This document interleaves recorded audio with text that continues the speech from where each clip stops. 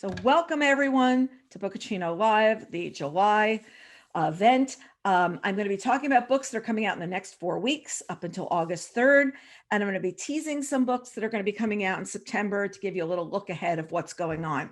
We actually have a lot of September titles this year because September becomes a time of year where there are a lot of books coming out between now and then and the end of the year. So hold tight. This is going to be a huge presentation with lots. Assume that you got the notes from us earlier in the day with the check sheet about what's going on. So you can check off the books that you're interested in as we discuss them today. First up, we've got your top picks from last month. And I love sharing this with you because from here you can sit there and you can see like, oh, these were the books that were the most exciting for you as readers. First is The Personal Librarian by Marie Benedict and Victoria Christopher Murray. This is going to be a book reporter bets on selection. Also, I am so happy to share that I got an interview date with them next week. So that will be happening as well. Next, we've got Falling from T.J. Newman. This interview that I did with TJ last week, it's also a bets on selection, has been doing so well on YouTube. I think the last time I looked, like 420 people had watched this interview. It's really fun. She gives a lot of background on her book, why she decided to write this book, and the long journey she had to writing it, and why as a flight attendant influenced her writing. Then we've got The Maidens by Alex Oates, which is a New York Times bestseller. Got William Kent Kruger's Lightning Strike, which is not coming out till August 24th, but you were picking it as something as one of your top picks. Got Morningside Heights from Joshua Henkin, and we have an interview with Joshua up on the site, so make sure you take a look at that. And Paula Hawkins, A Slow Fire Burning, yes, the author of Girl on the Train. Book is coming August 31st. So you chose some books that were out already and some books that were coming out in the future. And we love seeing that because we realize that you, like us, are looking ahead and trying to decide what you want to read. Okay. Next up, we're going to go straight to fiction. With fiction, we're going to start with Count the Ways by Joyce Maynard. Eleanor and Cam meet at a crafts fair in Vermont in the early 1970s. She's an artist and a writer. He makes wooden bowls. And within 4 years, they're parents to 3 children, 2 daughters, and a red-haired son. To Eleanor, their New Hampshire farm provides everything she's always wanted.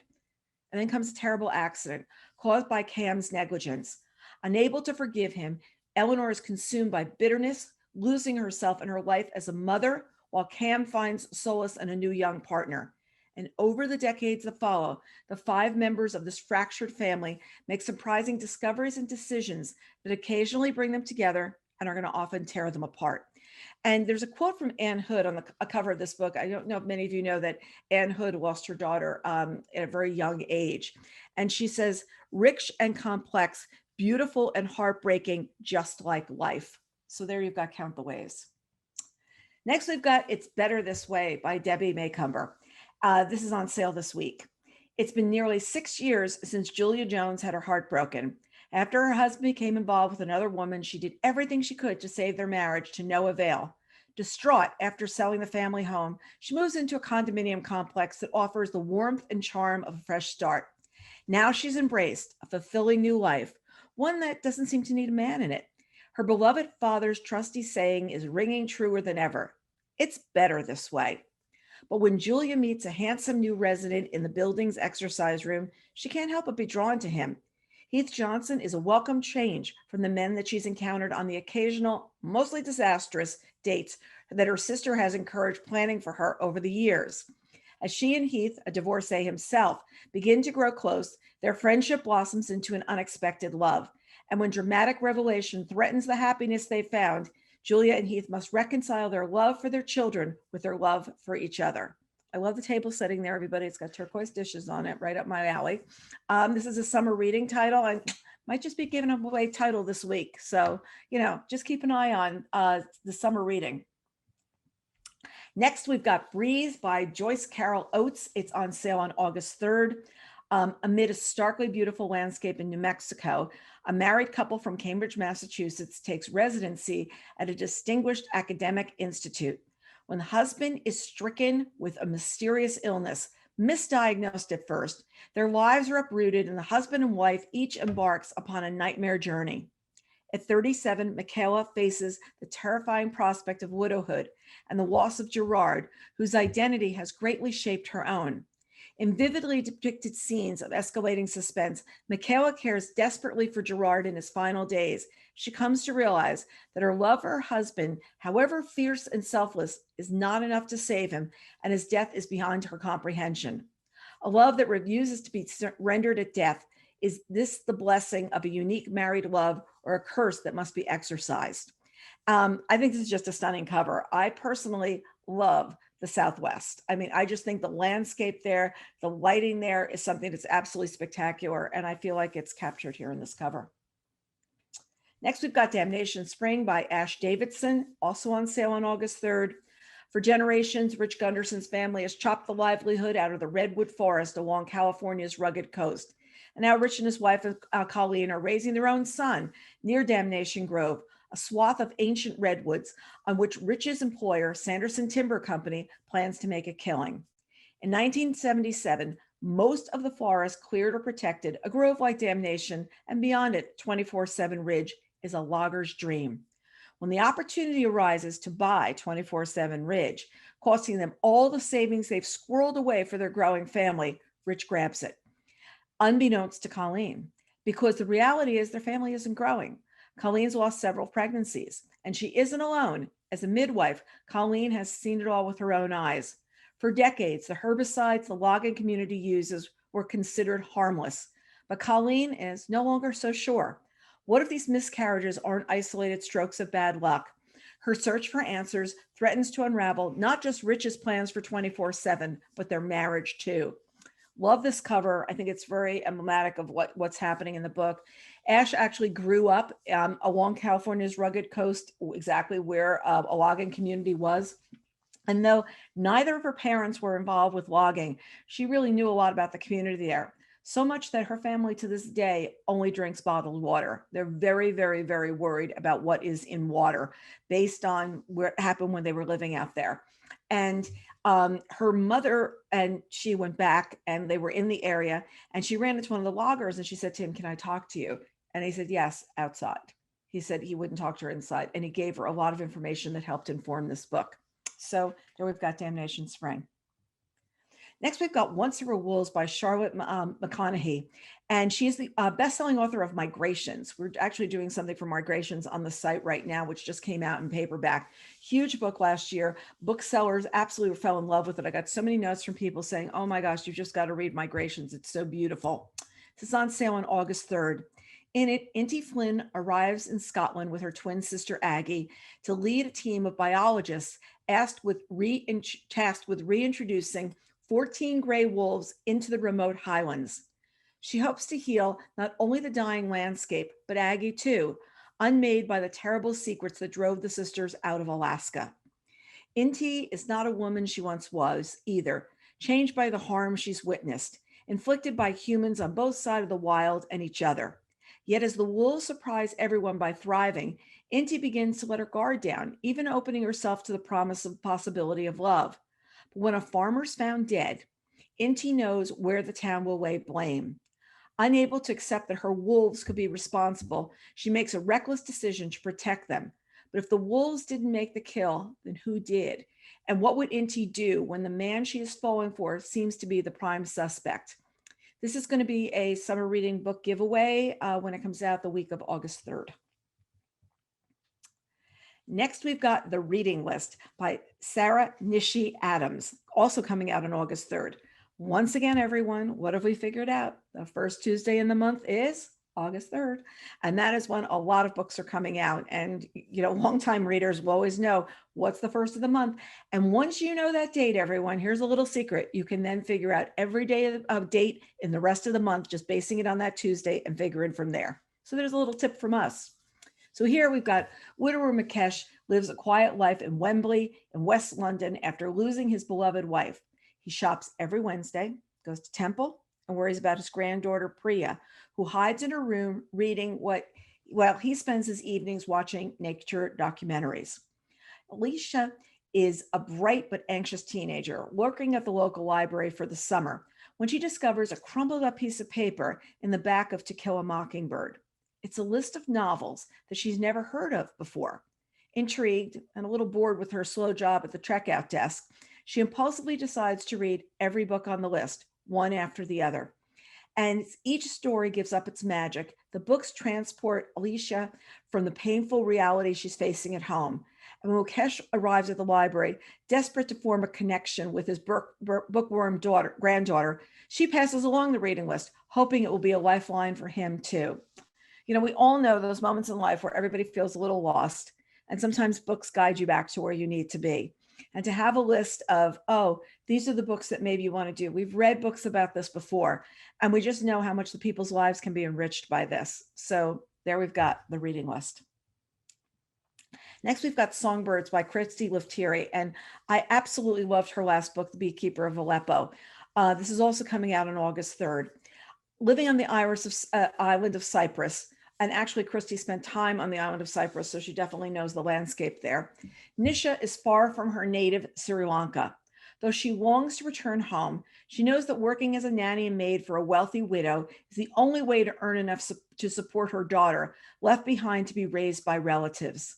Giannis is a poacher, trapping the tiny protected songbirds that stop in Cyprus as they migrate each year from Africa to Europe and selling them on the illegal market. He dreams of finding a new way of life and of marrying Nisha. But one night, Nisha makes dinner, an aromatic dahi curry for the family who pays her, Petra and her daughter Aliki. And then after she cleans the kitchen and tucks Aliki in bed, she goes on a mysterious errand and vanishes. When the police refuse to pursue the case, Petra takes on the investigation herself, a path that leads her to Nisha's friends, other workers in the neighborhood, and to the darker side of a migrant's life, where impossible choices leave them vulnerable, captive, and worse. Christie spent a lot of time in the way stations where people who are fleeing Syria are waiting along the way in places like Athens to try to get to a better life. And as a result, I believe that will be informing this story as well. She's a beautiful writer, somebody who I think didn't get enough attention with the last book. I have not read this one yet. I do have it. I am looking forward to reading it. Next, we've got We Are the Brennans by Tracy Wang, coming out on August 3rd. When 29-year-old Sunday Brennan wakes up in a Los Angeles hospital, bruised and battered after a drunk driving accident she caused, she swallows her pride and goes home to her family in New York. It's not easy. She deserted them all and her high school sweetheart 5 years before with little explanation, and they have questions. Sunday is determined to rebuild her life back on the East Coast, even if it means tiptoeing around resentful brothers and, that ex-fiancé.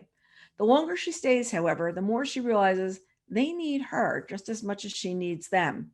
When a dangerous man from her past brings her family's pub business to the brink of financial ruin, the only way to protect them is to upend their secrets that have damaged the family for generations and will threaten everything they know about their lives. In the aftermath, the Brennan family is forced to confront painful mistakes and ultimately find a way forward together.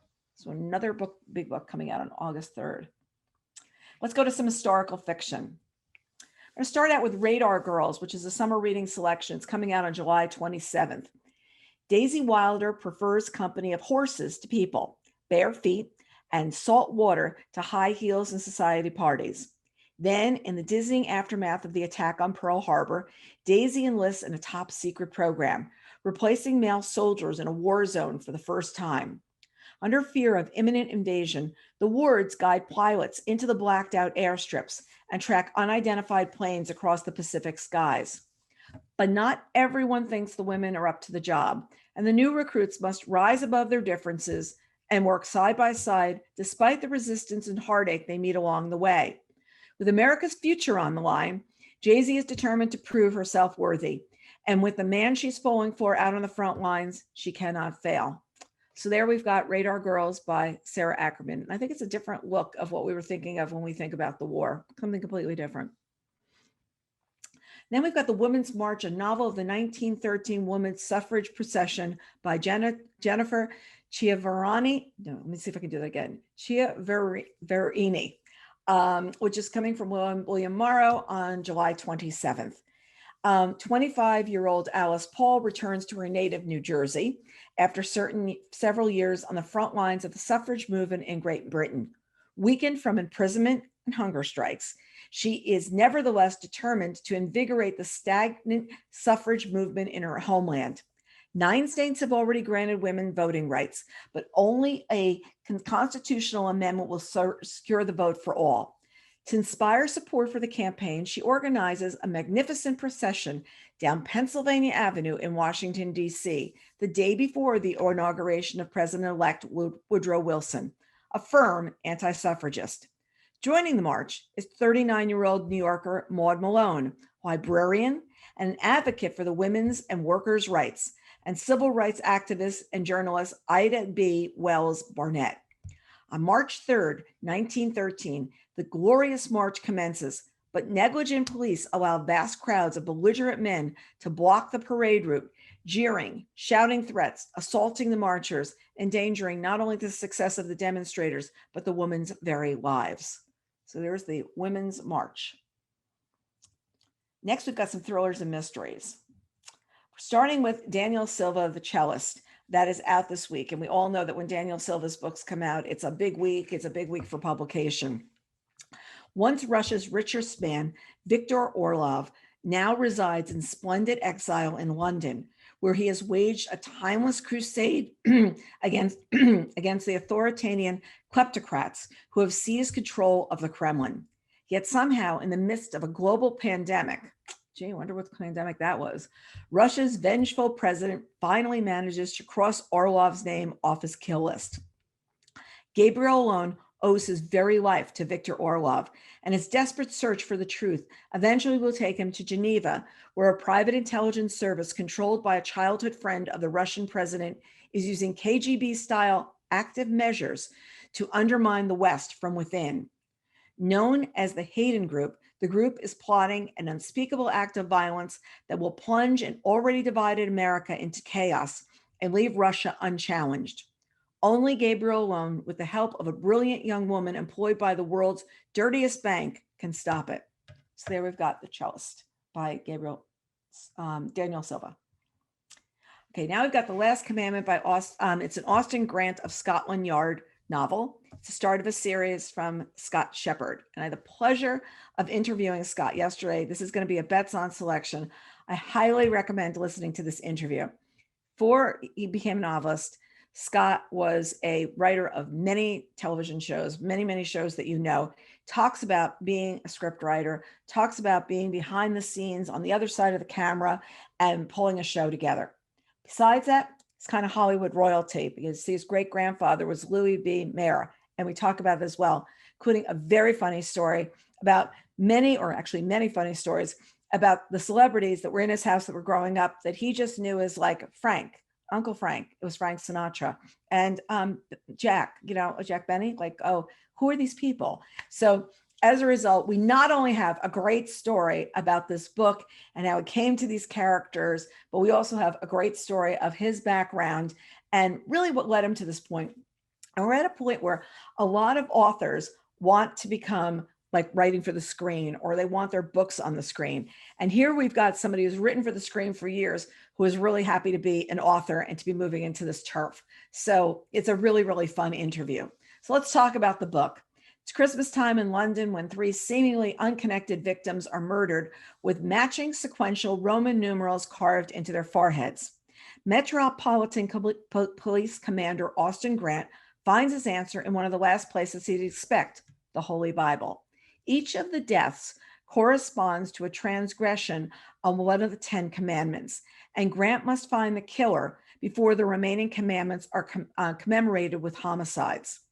Unfortunately for Grant, the next victim with the number on the forehead turns up not to be in London, but across the pond in iconic St. Patrick's Cathedral in New York City, turning this English murder case into a transatlantic manhunt spanning 2 globe metropolises, at each with its own rich history and culture. Commander Grant must team up with a charming NYPD detective named John Frankel, as well as his own estranged daughter. I'm going to find out why he's estranged from his daughter, Rachel, cunning investigative reporter with conflicting feelings about her father. So here we've got the Last Commandment. The really funny thing is part of this book is situated right where our office used to be in New York. And he's talking about all these places that we know very, very well. And he's really captured the spirit of New York at the holidays, where you can go about 2 inches and sit in traffic. And then we spear back to London and we get sort of the most fun parts of London as well. At the same time, we're going after this killer. And what's really amusing is I had like 16 years of Catholic school education.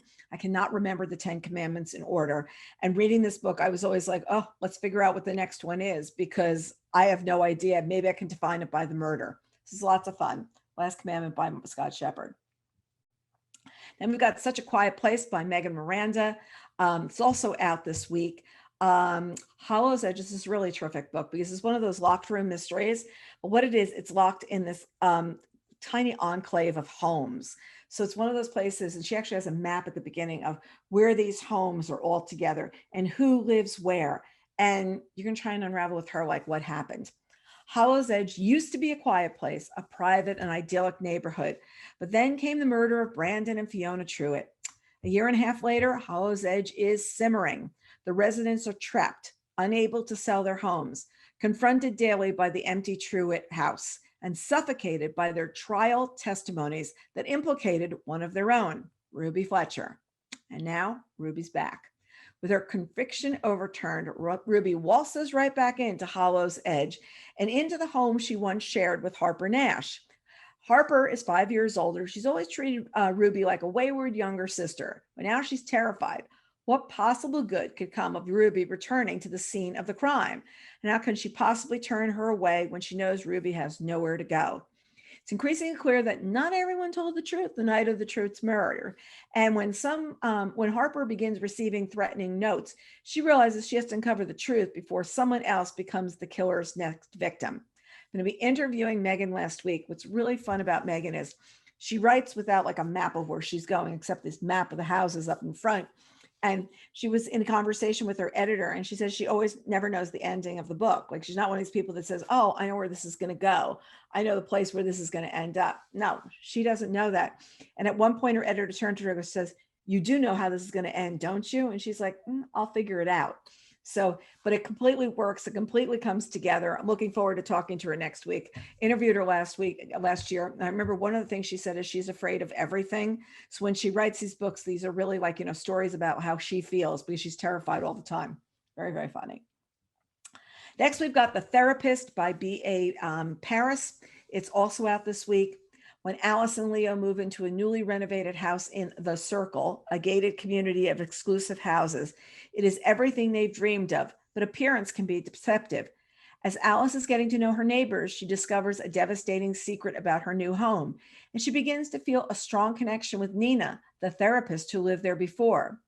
Alice becomes obsessed with trying to piece together what happened 2 years before, but no one wants to talk about it. Her neighbors are keeping secrets, and things are not as perfect as they seem. So there you've got B.A. Paris and Therapist, and you've got your second gated community. I felt almost did like a quiz for this, for you to sit there and say, how many gated communities do we have in the book, in this presentation? And trust me, we're not done yet. Okay, next we've got False Witness by Karen Slaughter, coming in July 20th. Lee Collier is an up-and-coming defense attorney and is managing successfully co-parent through a pandemic. Second pandemic book. I should have done that one as well. In her ordinary life, masks a childhood no one should have to endure. On a Sunday night dinner at her daughter's school play, she gets a call from one of the firm's partners who want Lee to come on board to defend a wealthy man accused of multiple counts of rape. When she meets the accused face to face, she realizes it's no coincidence that he specifically asked for her to represent him. He may know what happened over 20 years ago and why Lee has spent 2 decades avoiding her past. The only person who can help her is her younger estranged sister, Callie, the last person Lee would ever want to drag into this after all that they've been through. So here we've got False Witness. He saw what you did. He knows who you are, is the tagline for this book. Then we've got Fierce Little Thing by Miranda, Beverly, Whitmore. It's coming on July 27th. Saska was a damaged, lonely teenager when she arrived at the lakeside commune called home. She was entranced by the tang of the sourdough starter, the midnight call of the loons, and the triumph of foraging wild mushrooms from the forest floor. But most of all, she was taken with Abraham, home's charismatic leader, the North Star to Saska, and the 4 other teens who lived there, her best and only friends. 2 decades later, Saskia is shuttered in her Connecticut estate, estranged from the others. Her carefully walled life is torn apart by threatening letters. Unless she and the other former friends return to this land in rural Maine, the terrible thing they did as teenagers, their last-ditch effort to save home, will be revealed. From vastly different lives, the 5 return to confront their blackmailer and reckon with the horror that split them apart. How far can they go to bury their secret forever? So there we've got First Little Thing by Miranda, Beverly, Whitmore. And there's also going to be a summer reading prize the week of July 27th. Let's keep your eye out for that one. Next, we've got Godspeed by Nicholas Butler. Years ago, he wrote one book that was definitely bets on selection for me called Shotgun Love Songs, which I absolutely loved. And now he's back with a book that's on sale on July 27th. Why is it being built here and why so quickly? These are the questions Cole, Bart, and Teddy, the 3 principals of true triangle construction, ask themselves when they're hired to finish project from a mysteriously wealthy homeowner. Nestled in the mountains outside Jackson, Wyoming, the house is a masterpiece, unlike anything they've ever done before. Once finished, it promises to be an architectural prize of Jackson and could put True Triangle on the map. But despite the project's lure, the owner is intent on having it built in a matter of months, an impossible task made irresistible by the exorbitant bonus that awaits them if they succeed, a bonus that could change the course of their business and their lives. Up against this fateful deadline and the looming threat of a harsh Wyoming winter, Cole, Bart, and Teddy are willing to do anything to get the money, even if it means risking life, limb, and family. And what becomes an obsession for all 3 quickly builds to tragic consequences for some. I think this is a stunning cover. Want to see how it ties into the book. CJ Box is calling this a page-turning race against clock novel. So there we've got Godspeed by Nicholas Butler. Next, we've got Not a Happy Family by Sherry Lapena. It's coming on July 27th. And let's see if you can see a tie-in here with a few books we've heard about before. Brecon Hill is an upstate New York, is an expensive place to live. You have to be rich to have a house there. And they don't come much richer than Fred and Sheila Merton. But even all their money can't protect them when a killer comes to call. The Mertons are brutally murdered the night after an Easter dinner with their 3 adult kids. Of course, they're all devastated. Or are they? They each stand to inherit millions. They were never a happy family, thanks to their capricious father and their neglectful mother. Perhaps one of them is more disturbed than anyone knew. Did one of them snap after that dreadful evening? Or was it someone else that night who crept in with the worst of intentions? It must be. After all, if one of your siblings was a psychopath, you'd know, wouldn't you? Good question. She's the author of The Couple Next Door. I love Sherry's books. I always call them they're my one-sit reads. Sit down, read them, don't get out of the chair. Because she writes these page turning, and she told me a couple of years ago exactly how she does that. She sits there and says she doesn't grip you by that last word or that last paragraph. She's making sure she rewrites it so that you want to keep going. But remember, Brecon Hill is an expensive place to live. Another one of those fabulous neighborhoods. Now we've got 3. Next, we've got The Barrister and the Letter of the Marquis, and this is from Todd M. Johnson's, coming on August 3rd. And yes, it's going to be a summer reading selection, so keep an eye on the contest that week. Lady Madeline Jameson, a struggling heiress, arrives at the door of Barrister William Snopes in a last-ditch effort to save her faltering estate. She's invested in the acquisition of Merchant Brig, a Paget, allowed by a letter of the Marquis from the King's Regent to legally capture cargo from French traders operating illegally in the Indian Sea. Yet when the ship returned to the London harbor, it's met with constables and soldiers ready to seize its goods, accusing the sailors of piracy. And the letter proving their legality has disappeared. William Snopes cautiously takes on the case, but as he gets deeper into the mystery and prepares for trial, He learns that forces arrayed against Lady Jameson and now himself are even more powerful than what he imagined. So there we've got the latest book from Todd M. Johnson. Blind Tiger by Sandra Brown. It's coming on August 3rd. This is a different novel for Sandra. She used to write contemporary. She's always written a lot of contemporary novels. And this book is actually going to be more like we've gone back in time. And that's a little bit different for her. So let's take a look at what it's going to be about. Thatcher Hutton, a war-weary soldier on the way back to his cowboy life, jumps from a moving freight train to avoid trouble and lands in more than he bargained for. On the day he arrives in Foley, Texas, a local woman goes missing. Thatcher, the only stranger in town, is suspected of her abduction and worse. Standing between him and exoneration are a corrupt mayor, a crooked sheriff, a notorious cathouse madam, a sly bootlegger, feuding moonshiners, and a young widow whose soft features conceal an iron will. At the same time, what was supposed to be a fresh start for Laurel Plummer turns into tragedy. Left destitute but determined to dictate her own future, Laurel plunges into the lucrative regional industry, much to the dislike of the good old boys who have ruled supreme. Her success quickly makes her a target for cutthroat competitors whose only code of law is reprisal. As violence erupts, Laurel and now Deputy Thatcher find themselves on opposite sides of a moonshine war. So there we've got Blind Tiger from Sandra Brown. Very different cover for her. We'll definitely tell you it's more of a period kind of a thriller. And we've got Quark and Division by Naomi Hirihara. I am got to get my hands on this book. It's on sale on August 3rd. And we heard about this when we did our book group speed dating presentation. Her publisher presented it. And it's just something that I really haven't given a lot of thought to, I confess. Chicago, 1944, 22-year-old Aki Ito and her parents have just been released from Manzanar, where they have been detained by the U.S. government since the aftermath of Pearl Harbor, together with thousands of other Japanese Americans.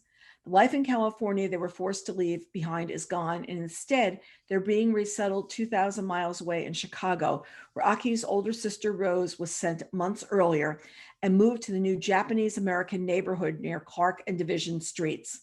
But on the eve of the Ito family reunion, Rose is killed by a subway train. Aki, who worshipped her sister, is stunned. Officials are ruling Rose's death a suicide. Aki can't believe her perfect, polished, and optimistic sister would end her life. Her instinct tells her there's much more to the story, and she knows she is the only person who could ever learn the truth. Didn't realize how many people moved and settled in the Chicago area, that they didn't return back to California. Naomi did a lot of research on this book, so I'm really interested to see what Quark and Division is all about. Next, we've got Chevy Stevens, and she's back after a long time. She was, she's the author of Still Missing, and she's been missing from us as a writer for a while now. She's back with Dark Roads. It's out on August 3rd. Isolated and vast, the Cold Creek Highway has become a prime hunting ground for predators. For decades, young women traveling the road have gone missing, and no killer or abductor has stalked the highway has ever been brought to justice. Haley McBride called Cold Creek home. Her father taught her to respect nature, how to live and survive off the land, and to never travel the highway alone. And now he's gone, leaving her a teenage orphan in the care of her aunt, whose police officer husband uses his badge as a means to bully and control Haley. Overwhelmed by grief and forbidden to work, socialize, or date, Haley vanishes into the mountainous terrain, hoping everyone will still believe she's left town. Rumors spread that she was taken by the highway killer, who's claimed another victim this summer. 1 year later, Beth Chevalier arrives in Cold Creek, where her sister Amber lived and where she was murdered. Straying from her parents and seeking closure, Beth takes a waitressing job at the local diner, just as Amber did, desperate to understand what happened to her and why. But Beth's search for answers puts a target on her back and threatens to reveal the truth behind Haley's disappearance as well. So there we've got Dark Roads by Chevy Stevens. Next, we've got The Husbands by Chandler Baker. This was recently a contest on readinggroupguides.com.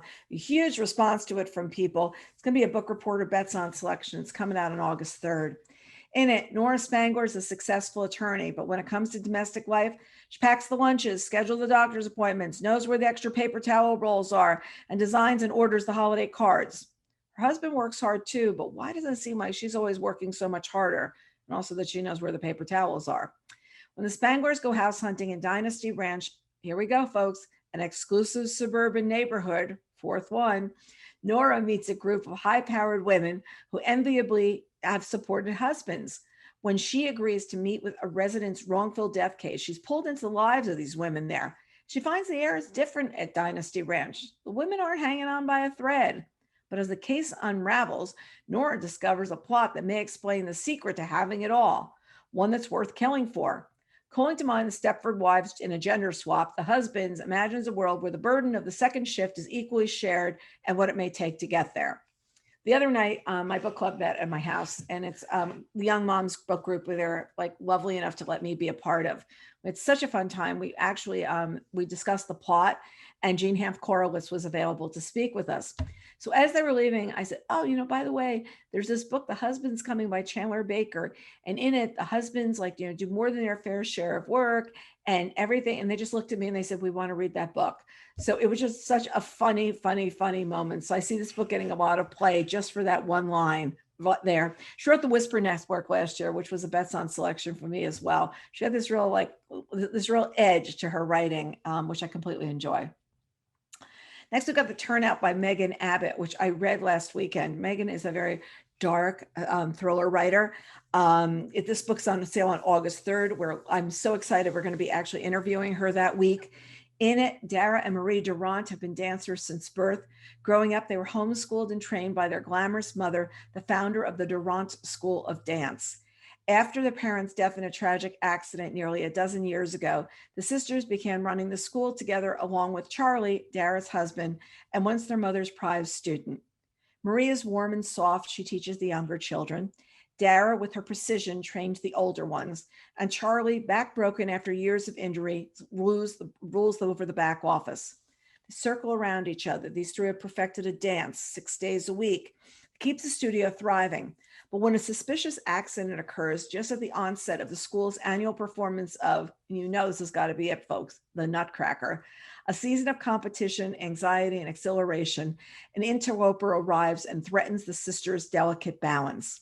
Now, what's really interesting is you'll learn a lot about the Nutcracker as well. You'll learn a lot behind the scenes of what happens with the ballet and what's happening there.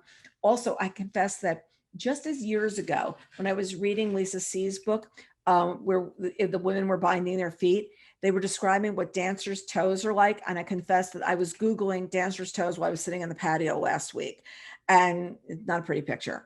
And what you do to get your feet into these point shoes. I mean, it was really, really all these interesting little details. And that's what I love about Megan. She does that kind of stuff. She's written a book about cheerleading, which became Dare Me, which was adapted for television as well. This is being adapted too. She's just one of those writers that goes like deep and it's like dark writing, but completely works. I mean, talking to her. Oh, in case I missed it, I will be talking to Chandler Baker as well about the husbands. Then we've got some memoirs, biographies, and nonfiction. I'm one of these people that like true crime is definitely one of my passions if I'm going to read nonfiction. And this is Golden Boy, a Murder Among the Manhattan Elite by John Glatt. It's on sale on July 20th. By all accounts, Thomas Gilbert Jr. led a charmed life. The son of a wealthy financier, he grew up surrounded by a loving family and all the luxury an Upper East Side childhood could provide. But Tommy always felt different. Cracks in his facade began to show in warning signs of OCD, increasing paranoia, and most troubling, an inexplicable hatred of his father. As his parents begged him to seek psychiatric help, Tommy pushed back his self-medicating with drugs and escalating violence. When a fire destroyed his former best friend's Hamptons home, he was a prime suspect, but he was never charged. Just months later, he arrived at his parents' apartment, calmly asked his mother to leave, and shot his father point blank in the head. Journalist John Glatt takes an in-depth look at the devastating crime that rocked Manhattan's upper class.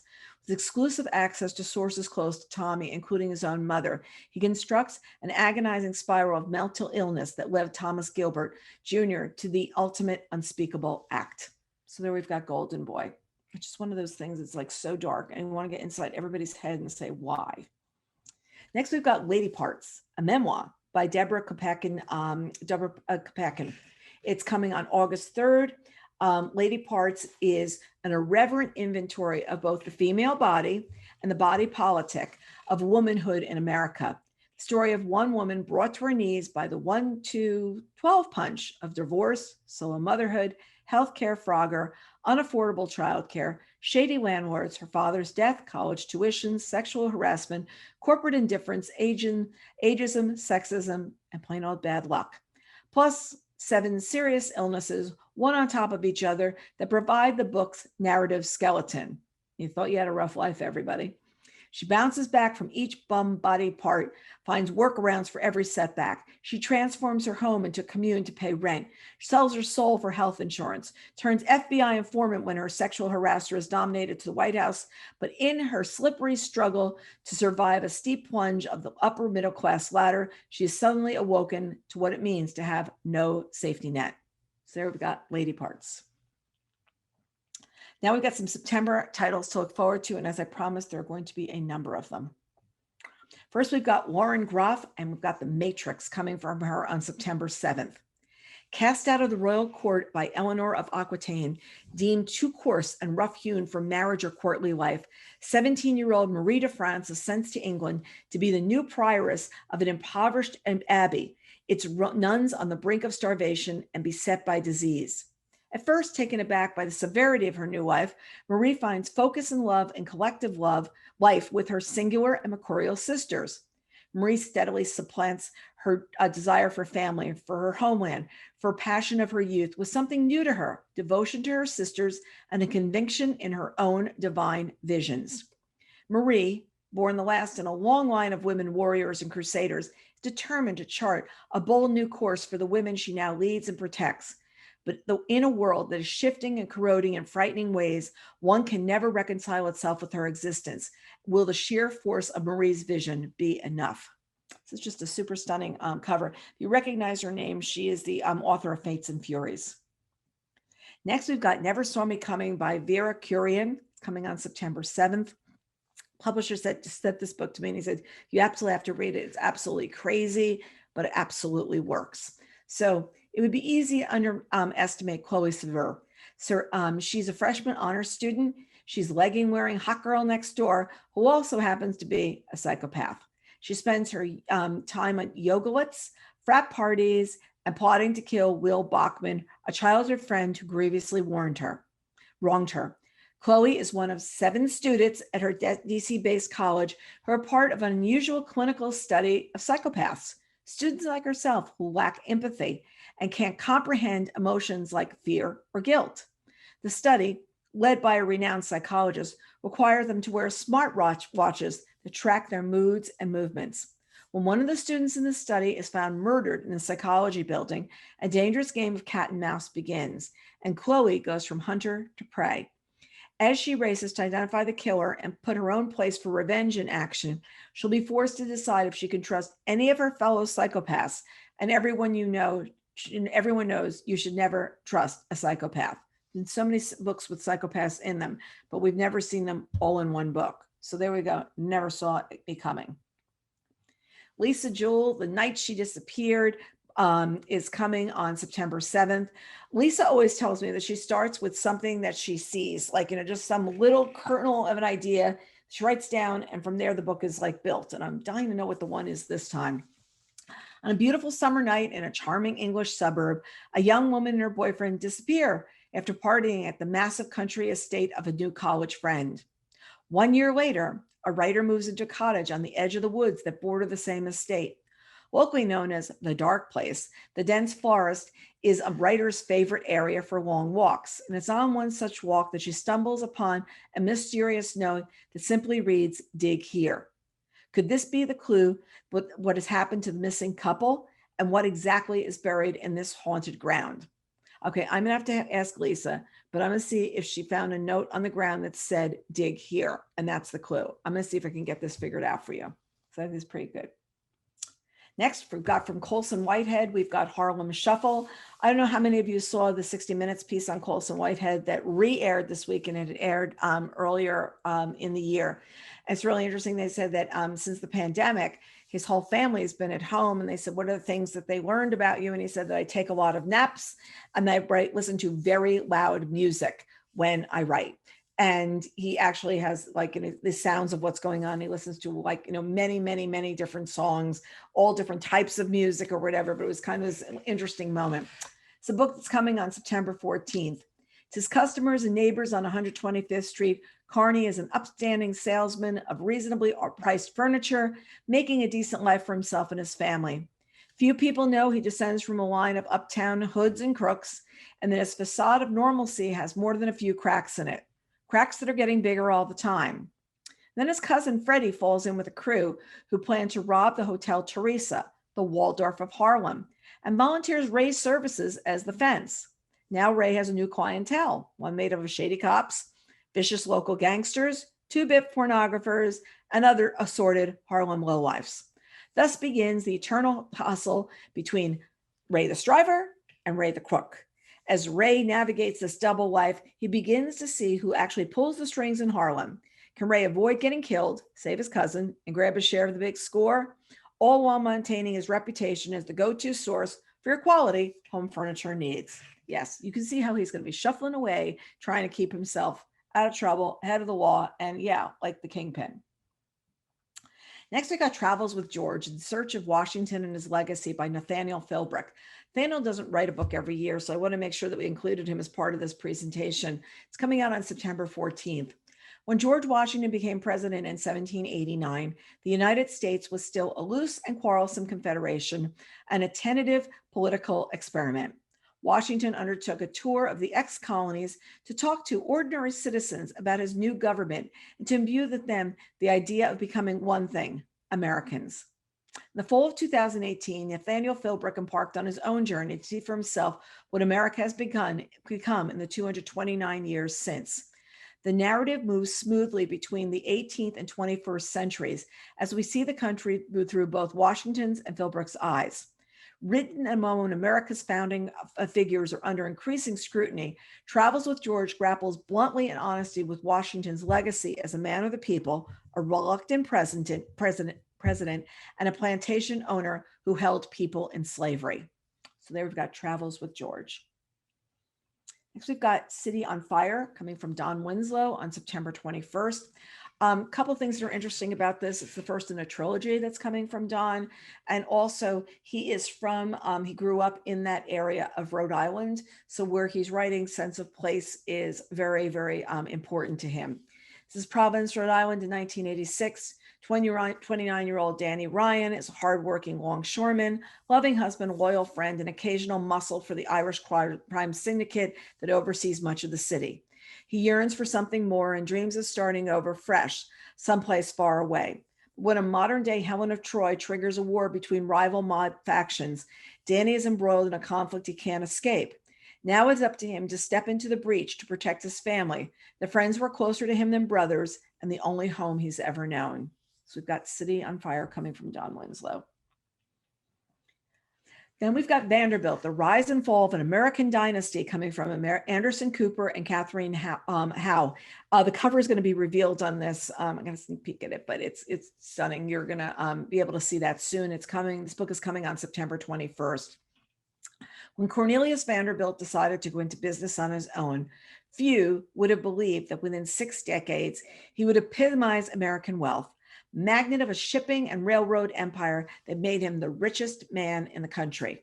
In the wake of his death in 1877, Cornelius's heirs bitterly fought over his estate, sowing familial discord that would never fully heal.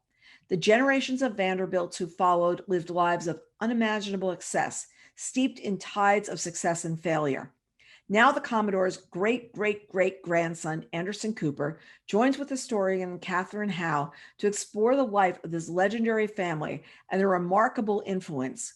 Cooper and Howe breathe life into the ancestors who built the family's empire, basked in the Commodore's wealth, hosted lavish galas, and became synonymous with unfettered American capitalism and high society. We've got Vanderbilt. I'm looking forward to reading that one. Then we've got Cloud Cuckoo Land by Anthony Doerr, which is coming on September 28th. This is, you all know him as the author of All the Light We Cannot See. This is a very different book. The heroes of Cloud Cuckoo Land are trying to figure out the world around them. Anna and Omir, on opposite sides of the formidable city walls during the 1453 siege of Constantinople. Teenage idealist Seymour in an attack on a public library in present-day Idaho, and Constance on an interstellar trip bound for an exoplanet decades from now. Like Marie Laure and Werner in All the Light We Cannot See, Anna, Omir, Seymour, and Constance are dreamers and outsiders who find resourcefulness and hope in the midst of peril. An ancient text, the story of Atheon, who longs to be turned into a bird so that he can fly to a utopian paradise in the sky, provides solace and mystery to these unforgettable characters. Doerr has created a tapestry of times and place that reflect our vast interconnectedness with other species, with each other, and with those who lived before us and those who will be here after we're gone. And just that last line makes us think a lot. Like, we're here now, but who came before, who will come after, the places that were before, how we got here. There's just this whole kaleidoscope of things that belong to like who we are now and who we're going to be. So really an interesting premise. Next, we've got The Wish from Nicholas Sparks, coming on September 28th. 1996 was the year that changed everything for Maggie Dawes. Sent away at 16 to live with an aunt she barely knew in Ocracoke, a remote village on North Carolina's Outer Banks. I've been to Ocracoke, and yes, you're talking remote here, folks. She could think only of the friends and family she left behind until she met Bryce Trickett, one of the few teenagers on the island. Handsome, genuine, and newly admitted to the West Point, Bryce shows her how much there it was to love about the windswept beach town and introduced her to photography, a passion that would define the rest of her life. By 2019, Maggie is a renowned travel photographer. She splits her time between running a successful gallery in New York and photographing remote locations around the world. But this year, she's unexpectedly grounded over Christmas, struggling to come to terms with a sobering medical diagnosis. Increasingly dependent on a young assistant, she finds herself becoming close to them. As he count down the last days of the season together, she begins to tell them the story of another Christmas decades earlier and the love that set her on a course that she never could have imagined. Now, you know this is a kind of love story, and you know that this is the kind of thing, The Wish, that Nicholas Sparks is going to write, and you're going to go, oh, you're going to cry. Okay, so I warned you. Okay, so that's the end of that part of the presentation. Now, these are some of our recent Talks To video podcasts. Got TJ Newman, Tori Newman talking about falling. Kate White, somebody I've known for years, worked at the Mademoiselle magazine talking about The Fiancé. Lauren Weisberger, who you probably know as the author of The Devil Wears Prada, talking about where the grass is green and the girls are pretty. Morningside Heights, a good conversation with Joshua Henkin. Conversation with, oh my gosh, I'm going to space her name. The other Black girl is by Austin, let me just say, I'm trying to remember her name. Let me put my glasses on, I can see. Zakiya Dalia Harris, there we go. And To Find You First, talked about that with Linwood Barkley. So there's 6 of my most recent interviews. And we've got 27 bets on selections so far this year. As you know, these are books that I'm betting people will love. And I'm not done. We will never know how many it's going to be. I don't have a set number that I'm going to do. I don't do one a month or something like that. I mean, look, well, the celebrity things are just doing one a month, and all the media clubs, I'm definitely picking more than that. So there's what we've got. Our next Bookaccino live event is going to be on August 11th. And we're hoping you can join us then. We're going to do books that are coming out August 10th through September 7th. And we're going to do a peek ahead at October. And that will be on Wednesday, August 11th at 2:00 p.m. Sign up will be available later today.